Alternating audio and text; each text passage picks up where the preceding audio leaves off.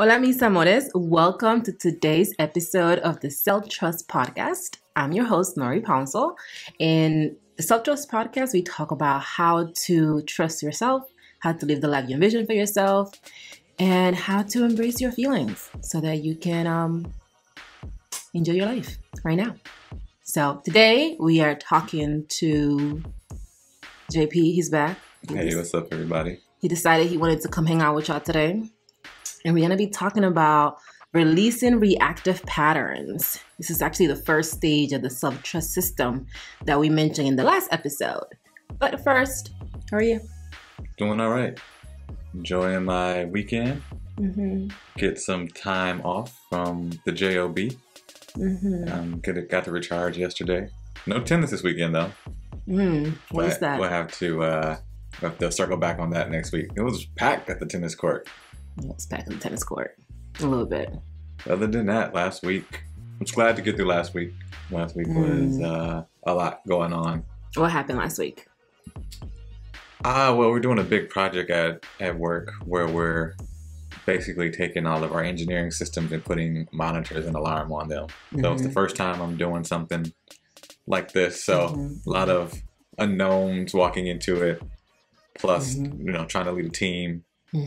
14, 15 people to do the same. It's a little intense, but we made it through. You were also out with the fellas last week. Oh, yeah. I did go to a bachelor party last weekend, right? So, yeah, I was tired throughout the whole week. I think I got back Monday morning about 3 a.m. Yeah, you were living your best hot man summer life. Pretty sure I was still tired through Saturday when I got to actually take a little nap. As in yesterday. How was it hanging out with the fellas? Hanging out with the fellas. I think getting away and being around some different energy was good. I don't think I've slept outside of the same house as you for the past maybe 2-3 years. That's not true. When we were in St. Petersburg, you went somewhere. I did go. I came to Fort Lauderdale to see Willie. And you went to Michigan because I was gone for that whole month. Yeah, but that's 2 years ago. That's 2019. So it's been a little bit. Okay. So that was cool. I like going to bed at a regular time. I'm not necessarily a fan of staying up all hours of the night. There was a lot of that going on in your little weekend of lawlessness. Friday I went to bed probably at a reasonable hour, but yeah, on Saturday night definitely stayed up to 4 or 5.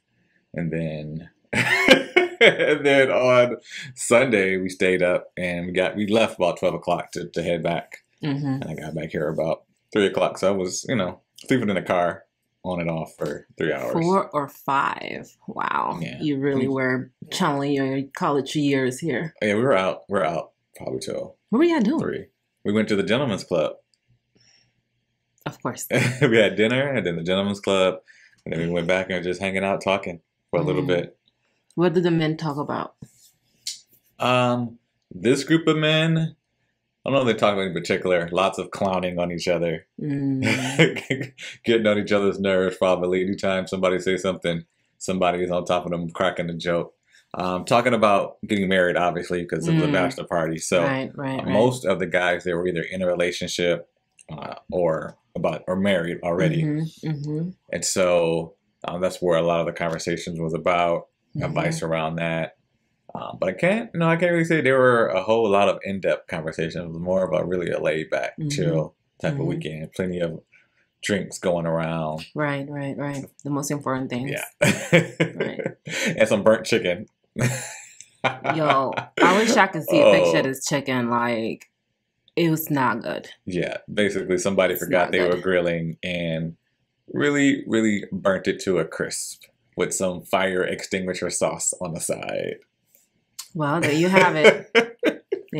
How was it being away from your wife besides not long enough from my perspective? I didn't like it. Honestly. Why? I wanted to be around you and talk to you about stuff. And the conversations we have aren't shallow, surface level type things. And so I enjoy those. Didn't necessarily have that with these guys. Not that was this weekend, but I was like, this is okay, but I would much rather be at home in my apartment with my wife and chill out this weekend. Meanwhile, I'm like, he can be gone for another 3 days. It's not a long enough period of time. I mean, you can send me away on a vacation. Where you going to send me? You can leave whenever you want to. I'm sending your ass nowhere, but the door is open. We got to get a sponsor for the podcast to sponsor me. You're free to go wherever y'all want to send JP. Please feel free to send him. Send him for like 7 days. I don't want to go anywhere. That was another thing. It's like when you have your own place, and if you want to, even if I was like playing around with music or even want to do a little work, it's like I'm not in my space. It's loud. I want my desk. I want my chair. I want to be comfortable. Bendito. Yeah. Wow. Yeah. Sounds like mad personal problems over there. What kind of marriage advice were you given, or did you give? I can't say I gave any marriage advice. I thought you was somebody getting married. Yeah, I want to talk about that. Yeah, no, we didn't. Okay, all right. We didn't talk about that. I know, right? We'll probably talk a little bit about it at dinner, but nothing profound comes to mind. I don't think I provided anything of substance. Sounds about right, especially from what I heard from this weekend. Cool. I mean, I was pretty chill. I was glad you were gone, as I mentioned. Not long enough, but we took a weekend, and I was just living my life in my house, not doing nothing. Sounds like a great weekend. Yeah, it was really perfect. It was really perfect. So today I wanted to talk a little bit. It's a great segue because I think a lot of times people. So while you were gone, I actually did a panel. I was on Clubhouse earlier on that Saturday, not yesterday, but that weekend you left. And then I did a panel talking about relationship, faith, and healing. And during that conversation, I remember sharing with the moderator that I had no intentions of communicating with you while you were gone. Mm-hmm. And he was like, what? How was that? Like, how was that for you? Like, I feel like we ended up touching points for very specific things. You text me and I texted you because you were waiting for your food. So we had to check in to make sure I actually picked up your food from Chef. Yeah. And then I texted you because I wanted to get the login so I can watch RuPaul's Drag Race. Yeah. But then I was like, never mind. I figured it out. Yeah. So how was being gone and basically no communication really? Because those two text messages, but we did not talk outside of that. We did talk. We talked on Sunday when you're like, when you coming back? Yeah, but I didn't hit you up the entire weekend. I was like officially like, are you coming back tonight or tomorrow? Like, what are you doing? I was like, I'm not gonna call until I show up. I'm gonna just show up and see what she says, or if she does contact me, what she did. So, what did I think about that? I actually thought that was good. There were times where I definitely, when stupid stuff was going on, I was like, I want to text Betty and tell her about this, or I'm like, oh, she'll find this interesting, or like when the grill caught fire and burnt the chicken, I would have definitely hit you up and be like, look what these boys did. But when I go away, it's not a big thing for me not to communicate with you for a few days. I think back to the time before we had like cell phones and text messaging. If you were dating somebody in school, like you only talked to them when you saw them. You might talk to them on the phone at night, but you might go the weekend without seeing them. And if you don't have class with them, you might go without seeing them for days, right? So, I mean, I think now we're more conditioned to expect to talk to somebody every day. Right, like, right. Where are you at? What you doing? You ain't talked to me today. You ain't called me. You don't love me. I'm like, what? That's not what's happening here. All right. What do you think? What was the response on the panel that you were on when you said that? People were very surprised. I think for people that's very weird for people not to be talking to the person that they married, like on purpose. Like they're like, hey, you're going and I'm not gonna communicate with you. Like this is part of us having that space between each other. I think a lot of people don't move like that. So, and I mean, I'm not surprised by that. I used to be me, the idea of like somebody I'm talking to and not meet and touching point with them. Like that's just how that used to be the norm. So I think a lot of people were kind of like, oh my God, like that's different. That's different or weird, whatever people will say. Like I think that was some of the response. And it was also like the fact that we are in a place where we can take that space from each other.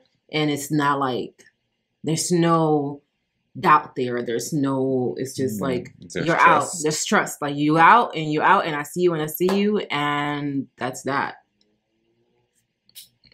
I think a lot of times you're like, oh, just check in with me, let me know you're all right. Well, I'm like, if something was wrong with me, I couldn't text you. So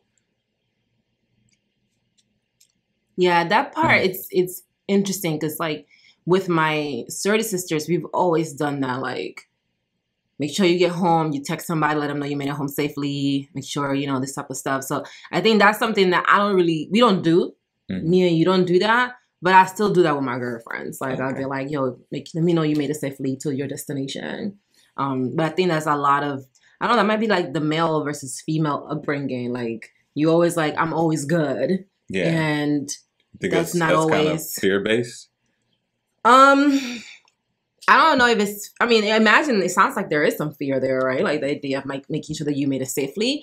But I also think there's just like women are believed to be more a danger than men to a certain extent, right? So like if it's just me and if you're a female, if you're a woman walking by herself, like there may be more danger for you than if you were a man walking by himself, depending on what environment you're in. So I think there's this kind of idea where with women, we gotta make sure we're good. We gotta make sure we're looking out for each other. Sometimes there is this kind of lack of trust towards people or towards men. It's not other women, it's men.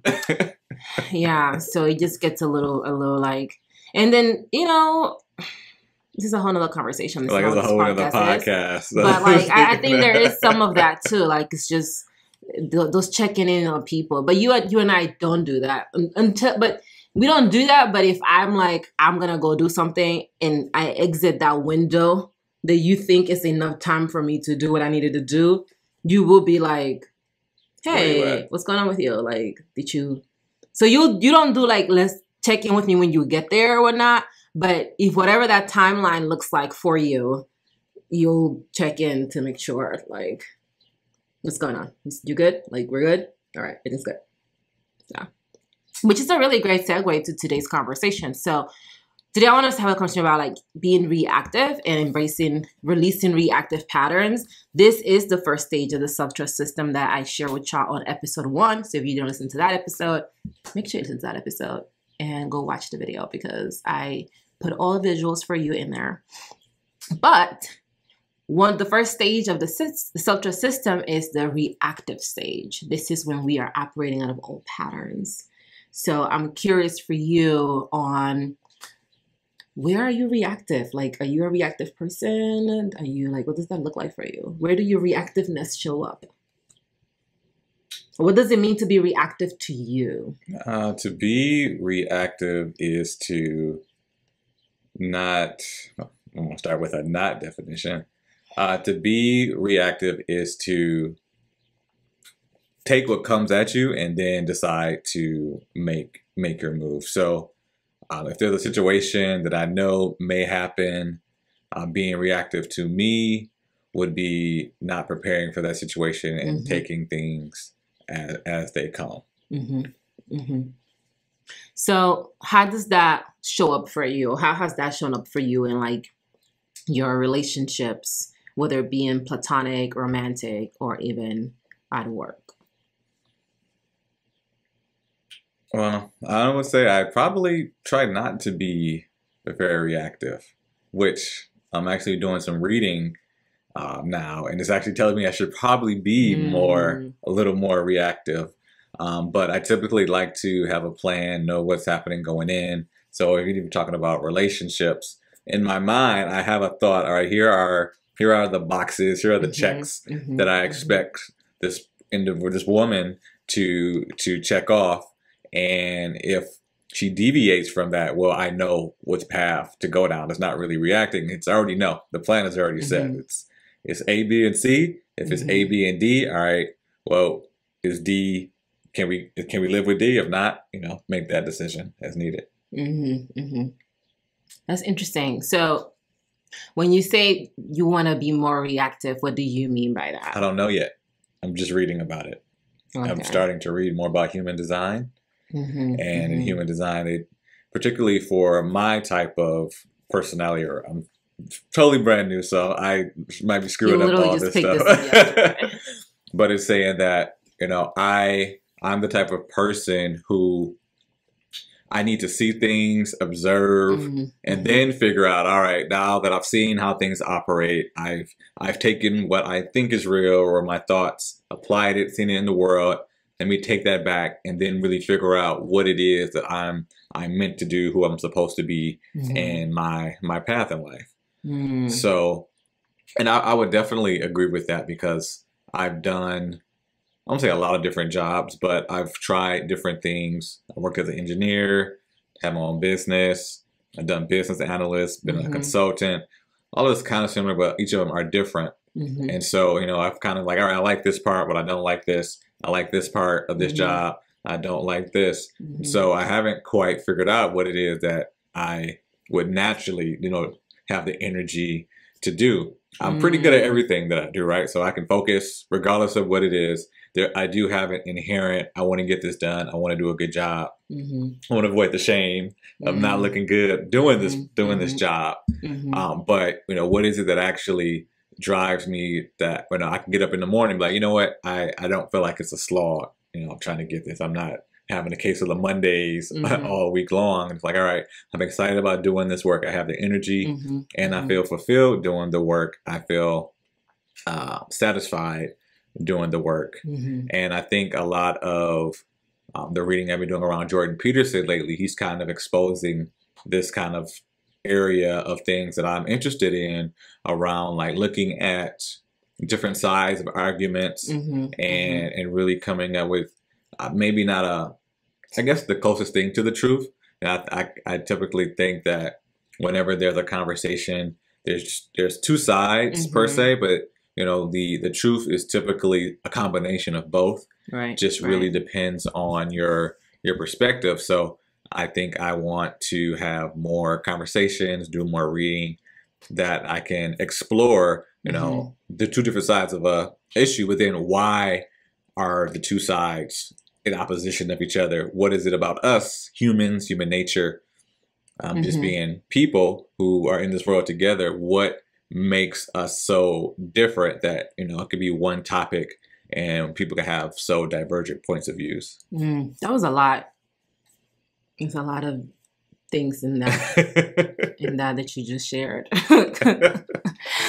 So I want to kind of anchor some of that, because I think there were so many moving pieces there. And, for the person listening to have some context on how to look at some of this reactive patterns and kind of navigate them with self-trust, for example. After all, this is the Self-Trust podcast.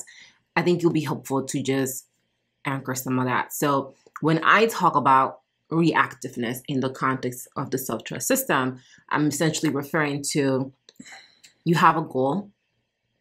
And let's say, for example, your goal is to have a business. And you go at it and you're like, I'm gonna run this business. I'm gonna have this business. And you begin this journey of being an entrepreneur. You get your business name. You decide, this is the things I need to have a business, whatever that may be. If you are most people, you probably got a website. You're probably obsessing about your logo. You're probably obsessing about your colors and things like that. And you're going at this business, and then you begin to try to figure it out, and you find yourself being challenged because the business is, you're not a millionaire in 2 weeks. And that causes some friction for you, right? And a lot of people at that moment, they hit a point where they're like, this doesn't work. This business thing is stupid, or I'm not doing this no more, or I'm over it, right? And that moment, it's when the discomfort takes over, and how they show up in that moment, it's what I would determine as reactive. So when I think about reactive patterns, the question really, and that's probably on me framing the question in a way that made more sense to you, that was more clear, is how do you show up in situations that are uncomfortable for you?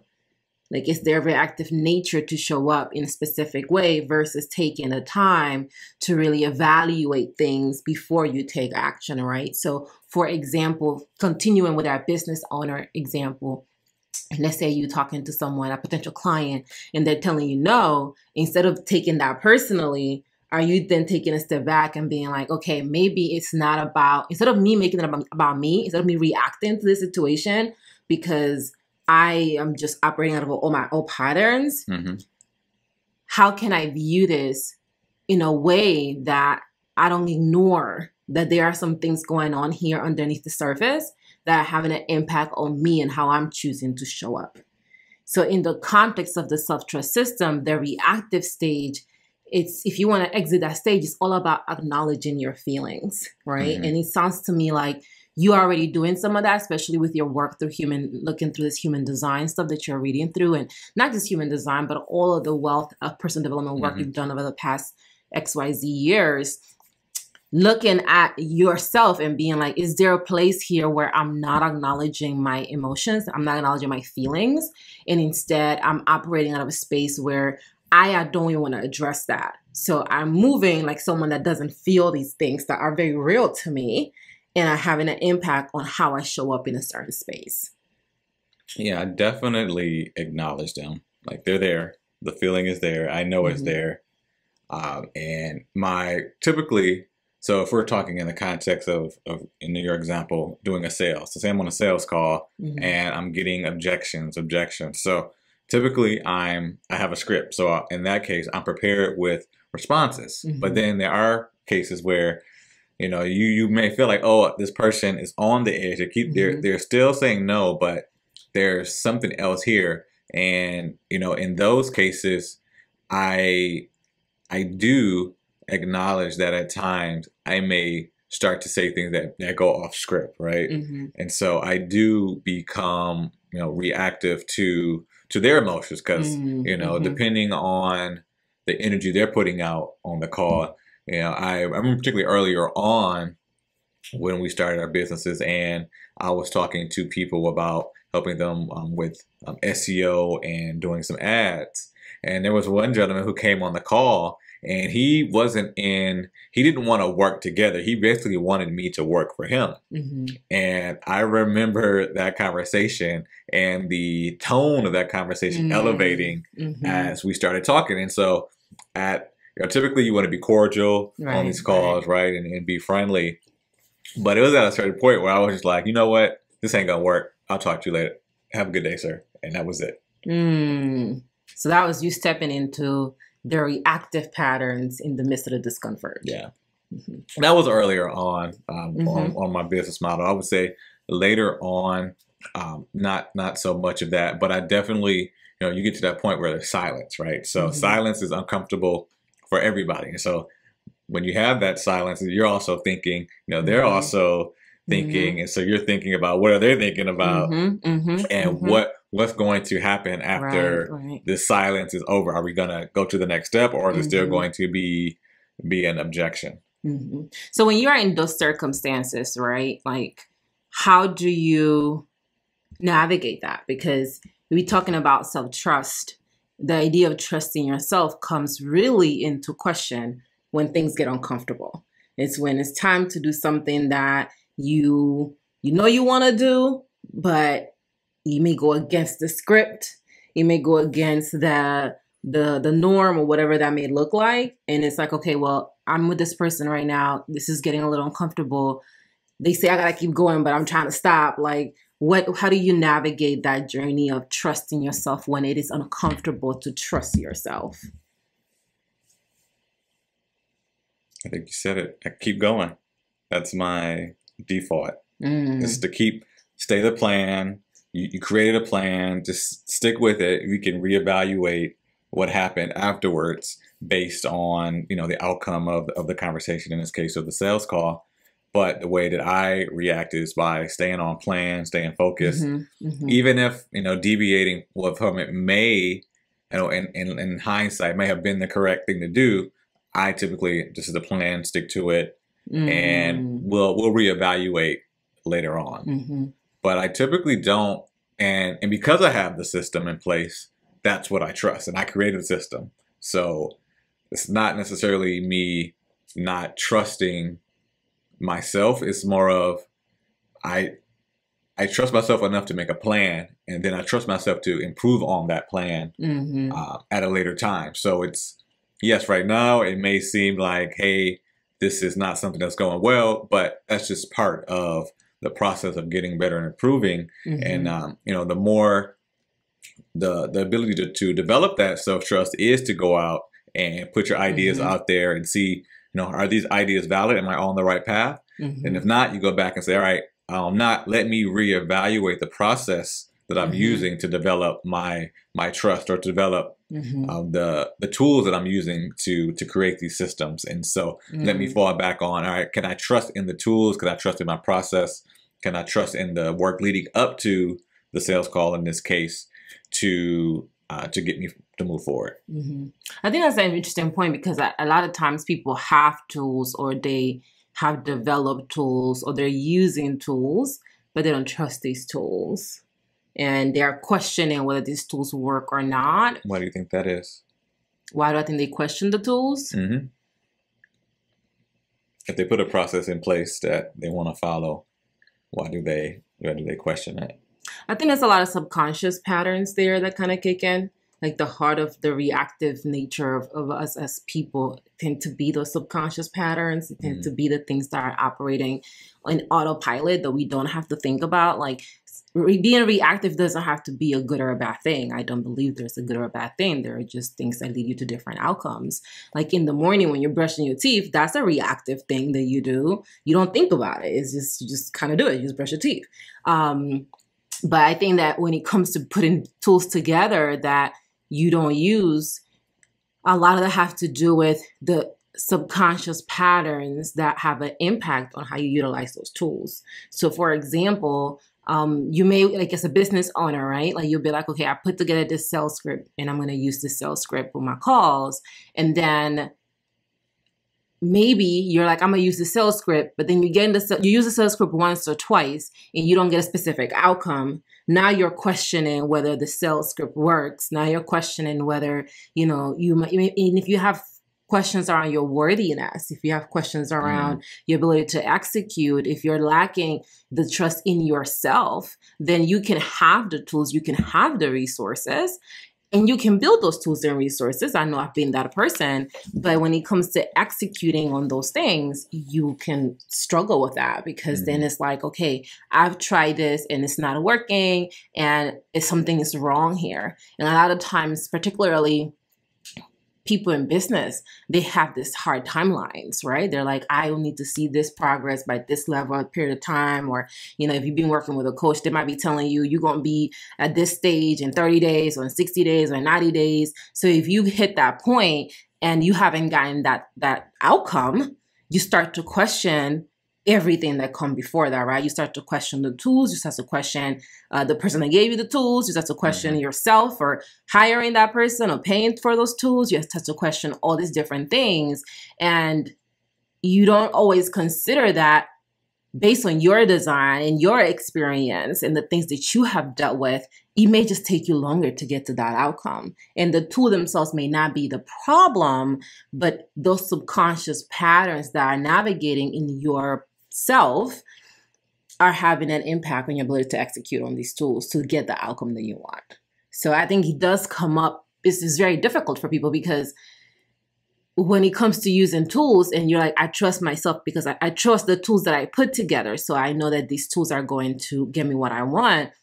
That's a byproduct of a lifetime of putting tools together and executing on those tools and trial and error. Sometimes the tools didn't work, but you stuck around long enough now to you have enough data to know that I'm going to keep on using these tools. And even though they don't work in the quote unquote immediate, it's a long-term game. And I'm okay being a long-term game. And I think when it comes to self-trust, whether it is in business and whether it is in your personal life, which is the same thing, a lot of times we don't realize that it's the long-term game because we are operating out of things that we have been taught by people that have given us the thing that they have been taught that hasn't always been in alignment with what's best for us. So being able to make those distinctions and step outside of that norm and that box, it's really important. Like you and I, one of the biggest difference I think between you and I is that you'll be like, I'm gonna follow this thing by the book, and I'm gonna be like,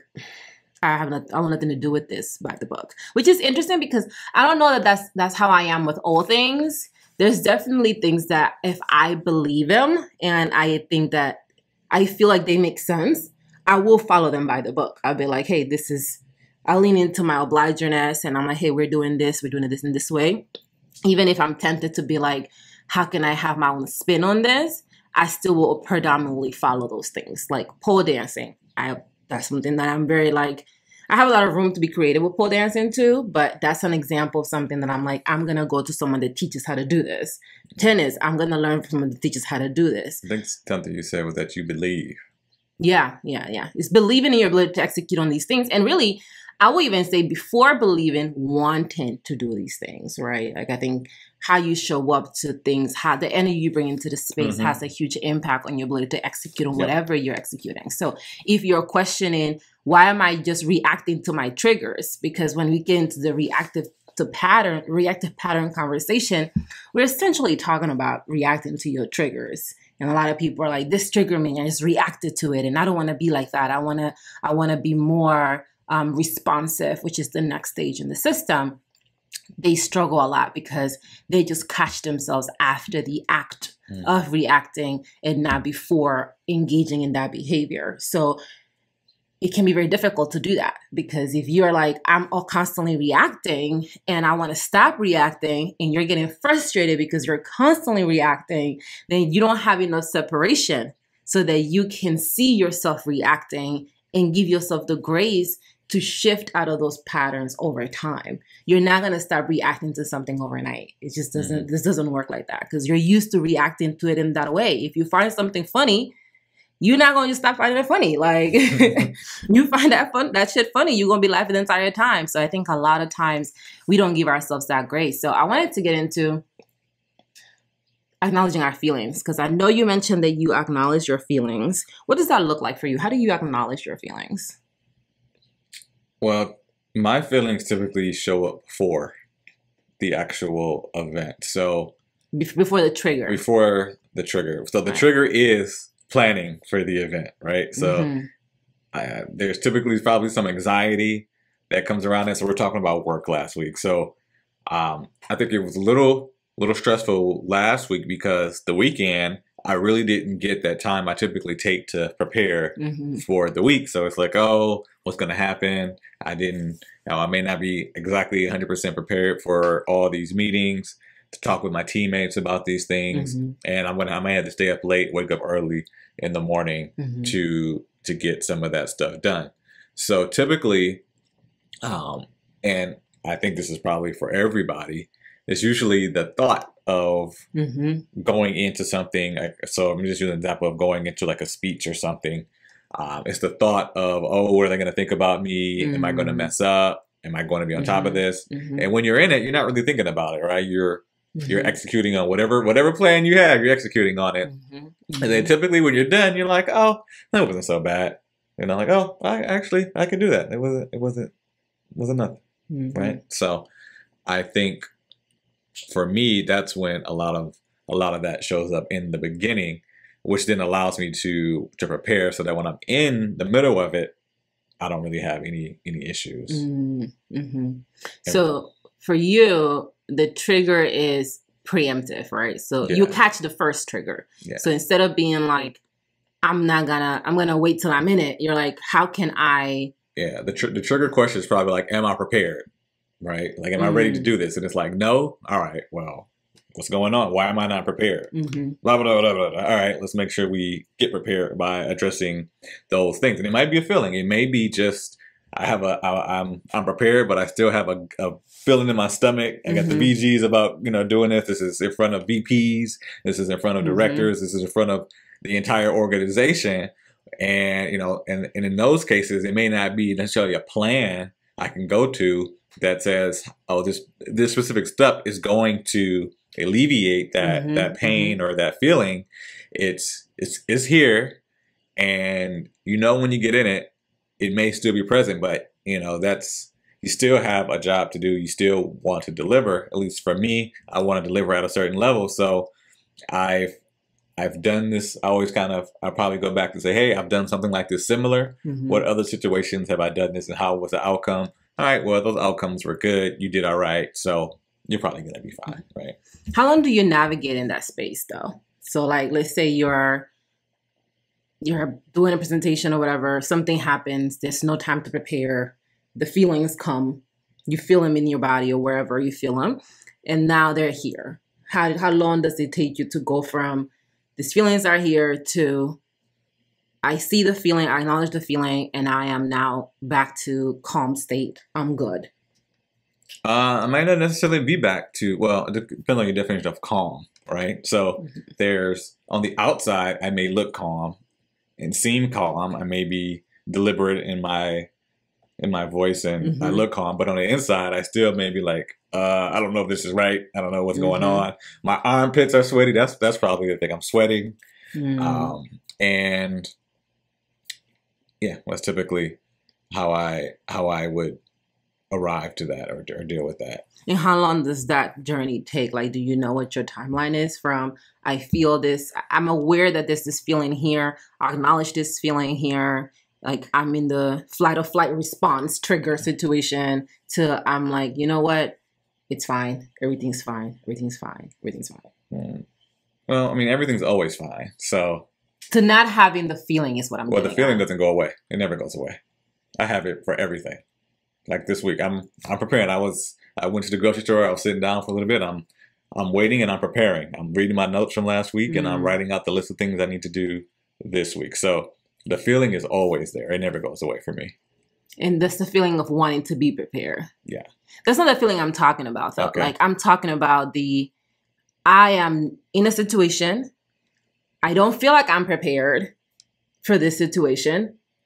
And now I'm like getting all the questions about it. Like, oh my God, I'm doing this. Am I doing it right? Is this going on the way I want it to go? All these other things. And then getting to a point where and then eventually like the situation passes or it takes whatever goes on. And then you get to a place that you're like, okay, that I felt some type of way about that. But I'm now in a place where it's like, I know those feelings were there. I know I was feeling like that about it, but I'm back to being like, it's a hard question to answer around like a timeline, because if I'm not prepared, it's only going to last the duration of that, whatever it is. So if it's a meeting, well, it's only going to last 30 minutes to an hour. After that, it's over. Okay. And then the feelings are gone along with it being over. Like, I know last time you were talking about feeling some shame. Yeah, there might be some, I wasn't prepared enough. Let me go back and make sure I'm prepared next time for whatever it is. But typically, it doesn't. I don't think of maybe one incident, maybe probably the last year, where that might have happened. Typically, after it's over, it's like it's over. I did it. I guess I was prepared enough for it. So, I mean, I asked the question because I think a lot of people harbor those feelings much longer. Okay. So like, let's say, for example, I do a presentation, and let me back up even more. Like if I'm talking to a client, right? And I'm thinking about a specific client. So I have a client and she was talking to someone at work and there was like an exchange, and the whole thing ended up throwing her off for like the rest of the week. And it's like the situation happened and she wasn't able to regain her footing afterwards, because it was like it just spiraled. Like the negatives, the inner critic kicked in, and next thing you know, something that could have been done within that day, like acknowledging those feelings, letting them and releasing them, just kind of spiral into like a snowball of emotional darkness, let's call it that, and then getting stuck in her head about it. Gotcha. So when I'm asking this question around like, you know, how long do you linger in that space? Gotcha. The real question is like, when you're having this very real reactions to circumstances that you may not feel prepared to handle, how long do you spend in your head versus being like, hey, that was that, you know what to do, don't worry about it, what can we learn, move forward, versus hanging out in that kind of like shame space. I don't hang there out at all. And this is probably, I would say, similar to, say we have there's something going on in our relationship, there's an issue, or there's something that needs to be talked about. You know, I'm typically like, hey, let's talk about it now. Let's not. Funny that you would bring that up. Let's not let this linger for a couple of days or however long. Like, let's deal with it now. Let's address the issue while we have all the information in front of us, because you let it linger, you may not know how you might feel differently than you do in the moment. You may forget parts about the situation. So. And then if you let things linger, they start to build up, they start to snowball. So you mentioned one of your clients, you know, it ended up, you know, throwing off their whole week, right? And, you know, in the position that I'm in, and just in general in life, I don't like to let things, you know, linger. Like, I can't let things linger because I got to move on to the next meeting. I have to move on to the next one-on-one. You know, one of my teammates may say something I don't like, but then, you know, I got to go talk to my other employees, and I have to make sure they're okay. So I can't let those feelings that I have towards this individual or that situation, you know, linger and drip into other calls. But it happens, you know, at times when you work with different people, you can tell when people's energy is just different, right? So it happens, but, you know, my preferred method and what I typically do is address it right then and there. I'm like, all right, what's going on, JP? Why do you feel like that? I may even jot down a note or something. Like, all right, we may need to like come back and do a deeper dive on that. Like, we've acknowledged what it is. Maybe let's come back at a later time and figure out what it is. And so maybe every couple of months or so, I will kind of sit down and just do a list of things that are on my mind, like over the past month, like how am I feeling? Or when I feel like maybe there's something I don't quite understand that's going on with me, right? I'm like, I know there's something there. I don't know exactly what it is. It usually takes me a couple days on thinking about like, what is it that's really bothering me? So I can, once again, get to the root of that issue and not let it linger on for weeks or months. The fact that you're like, every couple of months, I'll do that. I literally do that every day. Like every day I have to be able to like take a feeling check and a temperature check on my feelings. I mean, like, all right, where am I with this? How am I feeling about this? Just to make sure that I'm not carrying things over. And if I am challenged by releasing something, like if I'm spending more than 5 minutes in a situation, like in an emotional situation, really being clear on, okay, what is it that you're doing here? Like usually it's a sign that I've taken something personally. And it's like, okay, you've taken this personally, you know, you've taken it personally. Now let's let it go. And if you're struggling with letting this particular thing go, then why is that? What is the subconscious pattern that may be navigating here that's leading you to move in that way that you know you don't want to move, right? Like if you know you're like, okay, I can't control other people, let me let this go. And you still are finding yourself like harboring feelings around it and, you know, attaching yourself to any of these feelings that don't serve you, really questioning those feelings and challenging those thoughts and forcing them to defend themselves, like, and to like just really like basically let you see like what's up, like let you see where these things are, because I think that they are there for a reason.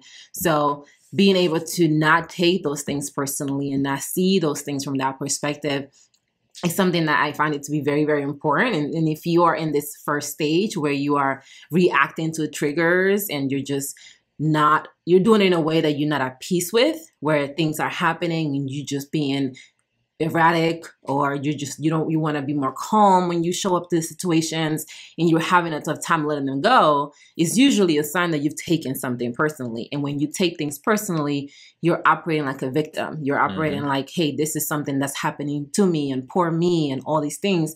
And you're surrendering your power, because in order for you to be a victim, it means that you don't have power over yourself. And to be able to see those things and to navigate those things can be very challenging, especially if you're new to the journey of being more responsive, if you're new to the journey of seeing yourself in this new light and being okay with that part of yourself, which can be very, very challenging. How do you avoid taking things personally? Usually, so I pause whenever there's something that may come my way that's personal. And I usually have this voice in my head that as soon as something is starting to take personally, it's a laugh. It's a laugh that's like, that's not about you, right? And it's like, yeah, that's just not, it's never about me. Mm-hmm. So it's taken some work. This is probably work I've done since we've been married, mm-hmm. probably more so to not take things personally, simply just because we were brought up different. We have mm-hmm. different backgrounds. Mm-hmm. We came together with different things that we believed, and just because you have a belief on one thing doesn't mean it's a personal mm-hmm. attack on what I believe. It's just, hey, we're just different. We're different mm-hmm. people, different experiences, different upbringings, and one thing I like to do whenever I go into a conversation is listen to somebody and hope that I can, or not hope, like listen to somebody with the thought of, hey, I'm going to learn something from this person, mm-hmm. right? Even if I learn that, hey, I'm triggered by what this person has to say, at least I'm learning that, hey, I still have some attachments to mm-hmm. my opinions, my thoughts on this subject. Mm-hmm. And, that then allows me to kind of go back and look, all right, well, there's some more work that I need to do mm-hmm. on my behalf. So let me go back and see, what it is about, what this person has said, this conversation, this topic that's actually triggering me. Mm-hmm. Do you about you? About how I not take things personally? Yeah. I think I kind of already spoke about this a little bit, but just being willing to see, like, okay, something's going on. Are you trying to control something you can't? That's usually the first question I ask myself. And I really have accepted a few things. So number one, all trust is self-trust. All forgiveness is self-forgiveness. All responsibility is personal responsibility. And all love is self-love. And all control is self-control. Mm-hmm. So what that means about those things is like anytime that something like that comes up, it's about me. I have to be able to do that with myself. So if I'm in a situation where I've taken something personally, which usually means that a situation is going in a way that I don't want it to go, and I would like it to go in a different direction, and I see it as a attack on what I want, then I'm learning, okay, I see this, I've taken this personally, right? Mm-hmm. And because I've taken this personally, now I have 5 points to check with myself. Like, is there something I can take responsibility here for? Because I know responsibility is self-responsibility. So looking at it from that perspective to make sure that I'm not embracing no victimhood mindset while I'm going at this. And I'm like really focusing on the things that I can do, which goes right along with control. Am I trying to control something that I can't? Like if I'm accepting responsibility for myself, is there a space here for me to release wanting to control something that is not my thing to control in the first place? So then looking at whatever is going on here, is there something here that I can learn about myself in the context of love? Like mm-hmm. if I'm challenged by this situation and I want to judge this person, where am I judging that in myself? Because if I do it to them, it's because I'm doing it to myself. So right. Being able to see, okay, well, I'm trying to control someone else. I'm judging them for this reason and just using them instead of as a threat, as a mirror, seeing them as a mirror for myself and the things that I can do better for myself. And then looking at, all right, well, with that being said, can I trust myself to let this go? And then knowing this is a form of love, like by me letting this go, by me taking some responsibility, by me not becoming a victim in this circumstance, I am learning to love Nory even more, because the more I love this person for who they are and I accept them for who they are, the easier it's going to be to love myself and accept myself for who I am, no matter the circumstance that I'm in.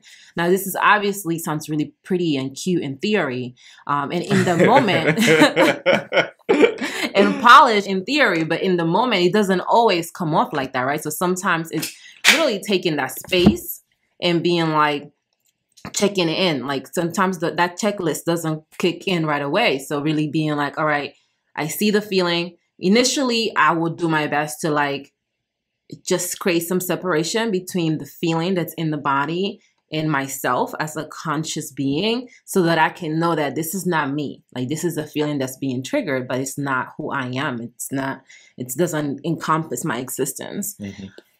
And then taking the time to do that, and from there navigating that backwards, right? So that I'm like, I'm hitting each one of those points. And sometimes it just takes a little bit of time for those feelings to dissipate. It just takes a little bit of, you know what, it's fine, it's okay. Because you can know that you've taken something personally and know that you are choosing to release that thing and still take some time to feel it in your body being released. Because when we have these patterns, the pattern will kick in before your change kicks in. So like you have the pattern going through the motions in your body, and you, even though consciously you're like, nah, I'm good, I don't want to be dealing with this no more, you still might find yourself going through the physical motions of it because of just how used you are to operating things in this way. So I think like for me, that's kind of how I go through that. For sure. So when it comes to this first stage of self-trust, a lot of the work in this stage really is about being able to see yourself, being able to see these patterns, being able to see your reactive nature and the impact that that's having on you. And one of the things that happens when we begin to do this is we begin to kind of have a little bit of resentment towards ourselves, because you begin to see how you can't control yourself almost. You almost feel like you can't control yourself because you're trying to change these behaviors and you're having a difficult time changing the behaviors because of just your body being used to operating in a certain way. When you're working on changing patterns in yourself, whether them being in your relationship, like with us, or at work, how do you navigate those moments when you're like, I'm not changing, quote unquote, fast enough, or I'm not shifting this behaviors as quickly as I would like it? Is that something that you find yourself dealing with? And if so, how do you navigate that? I don't find necessarily those, like that voice or those words, but maybe I do, because I will, I'll write down things that I want, and I'm like, hey, here's my goals, here's what I want to do. And I'll go back and look at them a month later, like, all right, am I focused on these things? And no, I'm not. So I think one thing I've had to learn over the past couple years is to give myself more grace on some of these things, particularly when you don't meet your own timelines. I've had goals that I wanted to have X number of dollars by 35. I wanted this business to be doing this, and it's like, things don't ever happen on the exact timeline in the exact way you expect it, regardless of what you're planning on doing. No matter how prepared you're going to do, there's going to be something that comes up that may throw off your timeline, something that may happen in a totally different way than you imagined. And that's the truth with everything. So I've definitely had to learn that. I did find I used to have anxiety around stuff like that, like not hitting those things. That's probably not living up to the standards that I set, hitting goals that I want to hit, things like that. And so how I deal with it more so today is I'm giving myself more time to just kind of explore, like just not put the focus on hitting a specific goal by a certain timeline, just kind of in general in my life, and not putting that on you, like not saying, oh, I think you should be here with the business, I think you should be doing this, that, and the other. And what that's allowing me to do is just kind of let things happen, and things are coming naturally. So I'm just kind of floating towards things that I that I more have an interest in naturally. I'm not trying to force it. And I'm like, all right, now this is exactly what we're going to do. And this is the plan. Let's move forward without, me saying, oh, but I actually kind of like that thing. Is there a way I can incorporate that too? It's like, no, that's not the plan. We have the plan. Let's stick to it. So there will be a time where I'm probably going to be, all right, we've done enough observing. Let's get back to the plan. But right now, I'm definitely in my, let's keep the world open. Let's keep my focus open, if that makes sense, to multiple things, and then start to kind of pare it down and really see, like, what is it that I can truly, focus on moving forward. Cool. I think for me, I've discovered that the conscious mind creates the plan, but the subconscious mind executes it. So a lot of times when I've been like, I want to be at this place and I want to hit this timeline, I want to get these things done, and I go and execute, because I will go and try to execute it. Like, I'm not going to try to do that. Whenever I'm not hitting those quote unquote timelines or metrics or whatever, it's the manifestation of what's really present that I wasn't aware of when I began that journey. Right. So like, whether it be in business or even in our partnership, really be going at it thinking, oh, this is how things are going to happen, versus just allowing myself to discover how things unfold. And I think now, before I definitely was like, why am I not hitting this goals? Why am I not a millionaire yet? Like, what's up with this? Like, I've been at this for 2 days. What's going on? It's been a little bit longer than 2 days. But now it's more like, maybe that's not what it's about, right? Maybe it's about really it's enjoying life, and it's about living your life with that like knowledge that you're showing up for yourself, and you're doing it in a way that makes sense for you, and you're not allowing circumstances to take away from that experience, because there are always going to be things that are going to happen that may not be what you want. Like, there's literally no one out there that I know that has literally outlined every single second of their lives and it has gone according to plan. Like, and if that's you, please hit me up, and you should be a billionaire by now, because obviously you cracked the code. But a lot of people, for most people, that's not the story, right? So being in a space where I'm like, is that what you wanted, or is that what you felt that you had to want? Was that your metric, or was that the metric that you felt that will validate you, or that would like mean something of that you were worthy to achieve this goal?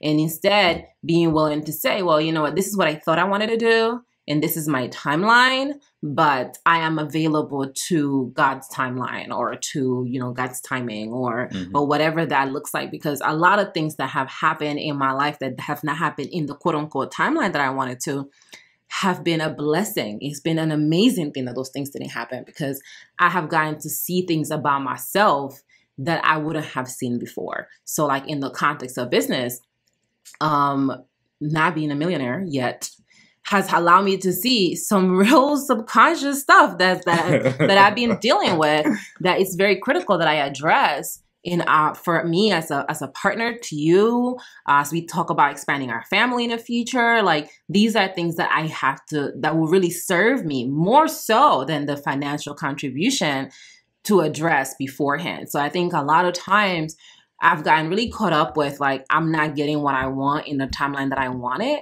that I've lost sight of what I have gotten because of the absence of those things, and what I've been allowed to experience, and how I've been able to navigate those things, and how that process has prepared me to better be equipped for the other things that I do want that come later on. So I think being willing to be okay with things happening on their own time versus wanting them to happen in a specific time, again, is releasing that control, releasing the desire to want things to look in a very specific way, in a very specific aesthetic, and, being willing to just participate and co-create with life versus molding life to whatever you want it to be.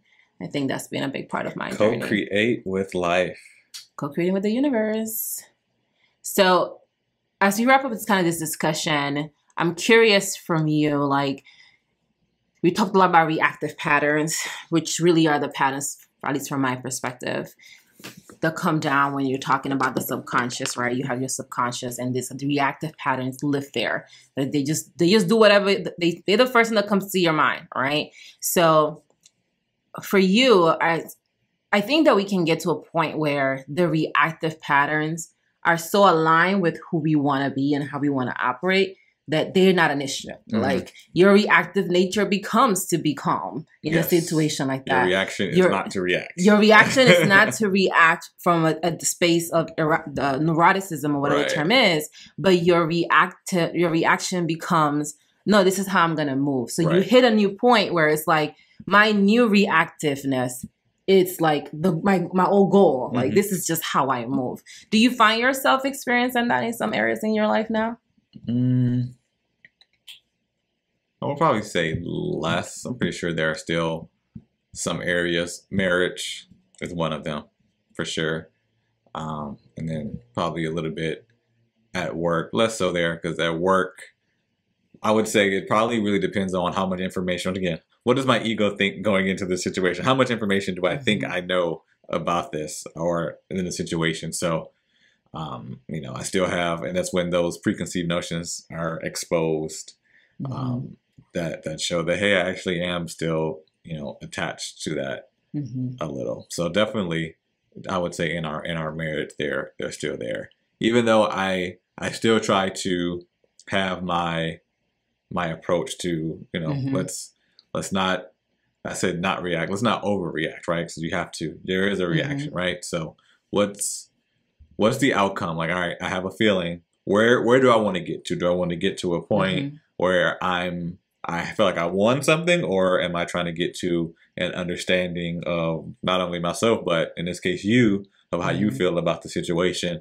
so that in the future, if something like this is to happen again, we'll know how we both feel about it, and we can have a deeper conversation, or I won't say a better conversation, but we'll be, you know, kind of prepared for, all right, this is what they feel about this. Let me take that into account when I'm reacting in the future.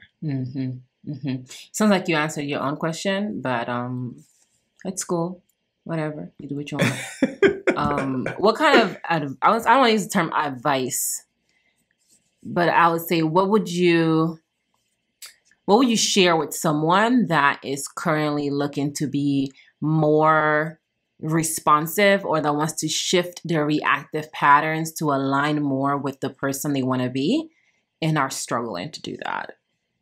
I would say the first thing is being aware of your patterns. So if you haven't, you know, check out, you know, any of the multitude of personality tests, and you talk a lot about the 4 tendencies. I'm pretty sure we've talked about Myers-Briggs before. You can go on the internet. There are tons of different personality tests, but I would say the first step is learning what are your patterns. Like, even if you consciously don't know them, you know, a lot of these tests, a lot of these readings, they'll reveal things, and you'll be like, you know what, actually, yeah, that is me. You know, and so it's a lot easier when you have examples to go by. If you have someone that can be a sounding board, someone who can give you, you know, objective feedback, that would be another great step, you know, because they see things that you don't see. So if you live with someone, or your mom, dad, close friends, coworkers, ask them, hey, what are some of the things that, and we do an exercise in your program. I know you do exercise where you have your clients reach out to 10 or 15 of people in their circle, and just ask them, you know, what are my great characteristics? What are the things I need to work on? So that could be, you know, another first step in really learning more about yourself and your patterns. Because then once you actually identify those patterns, that's when you can then start to work. And this is probably the third step, or depending on how you're looking at the self-trust system, this is when you start creating those steps to really figure out what is it that I need to do to bridge that gap before I actually start taking those steps to improve. So definitely learning more about yourself, learning about your patterns, and asking others about your patterns, so you can actually know which patterns are healthy and which ones you need to work on. I would say chances are you already know what it is, to be honest. Looking at the things that people say that you take personally, it's a really great place to start, because there's a reason why you're taking those things personally. There's a reason why they're having a reaction within you that it's in that shape. So having that data, you can start there for sure. I will also say monitoring yourself. I'm a big avid journaler. I don't know if that's a word, but it is now. It is here. And that's just constantly journaling to see how are you showing up in situations. If someone says something to you and there are certain feelings that it triggers within you, what were those feelings and where do those feelings come from? So that you can begin to really look at yourself without your glossy, rose glasses, and just be honest about who you are. I think one of the biggest challenges about becoming more responsive and less reactive is the willingness to see yourself with uncomfortable honesty. There's some stuff you're not going to like. There's some patterns you're going to be embarrassed by. There are some things that you are judging somebody for right now that you are engaging with all day, every day. And to know that you are the person that does those things that you're telling other people they should definitely not be doing can be a very uncomfortable thing. And it can feel very daunting and it can cause you to want to step away from this work altogether. So I think giving yourself that grace, JP talked about it earlier, giving yourself that grace and that space to generally see yourself for who you are and do that with acceptance, do that with love and with compassion is so important, because there are some things that you're doing right now that you know that you're talking about somebody because they're doing those things and you are that person that you're talking about. So be willing to step into that and monitoring your patterns, monitoring your behaviors, monitoring your feelings. I love the feeling world because you know how you feel and you know where those feelings came from. You know if somebody made you quote unquote feel a certain way, it's very easy for you to spot that.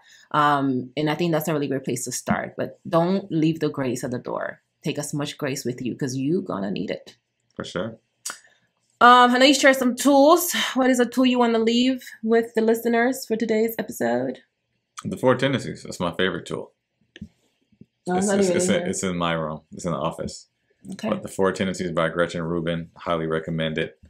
It's going to give 4 different categories. Figure out which category you're in and read up on that chapter. It improved my marriage 1,000%. Okay. I'm gonna give you The Loss of Human Nature. Oh, that's a thick one.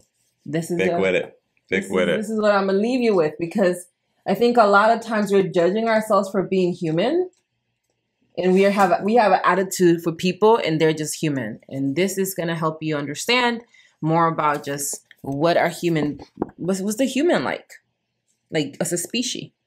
Like, how does the human move? And this is a very helpful book to have. I know it looks a little thick, that's what you said, but you don't gotta read it all at once. You can pick up a chapter, keep it in your library, and reference it whenever you're feeling any type of way. You can come in here and see, is this part of my human nature? Am I tripping? Am I crazy? This can help you answer that question. So that's gonna be my tool for y'all for today's episode. Thank you so much for joining us for today's discussion. Anything else you want to share with the people before we hop off? I think it's good. I hope you had a good time. Thanks for having me. Next time, we'll talk about something that you will find out about at that time. And in the meantime, make sure you check us out. Check me out on NoryPouncil.com. If you need help with self-trust, you already know what to do. You see it. I'm not even going to go in there with you because you already know what to do. NoryPouncil.com. Go do what you gotta do. And where you be at? Right now, Books with Bay on YouTube channel. All right. We dropped a video last week, finishing up our conversation on the game of life and how to play it. So check that out. And this is our second episode. Well, my second episode. I just wanted to be clear. JP may or may not show up in these episodes. No expectations for you. But we're staying consistent. So we're making it happen. We want to know how you're doing. How are you staying consistent? Let's keep the conversation going. You can talk to me on Pinterest at Nory Pouncil, or you can talk to me on Instagram at Nory Pouncil as well. And I'm curious about you and how you're doing, how you're responding to your reactive patterns. How are you showing up when triggers show up? And how can we help you navigate that? Have an amazing rest of your day, and I will see you in the next episode. Later. Bye.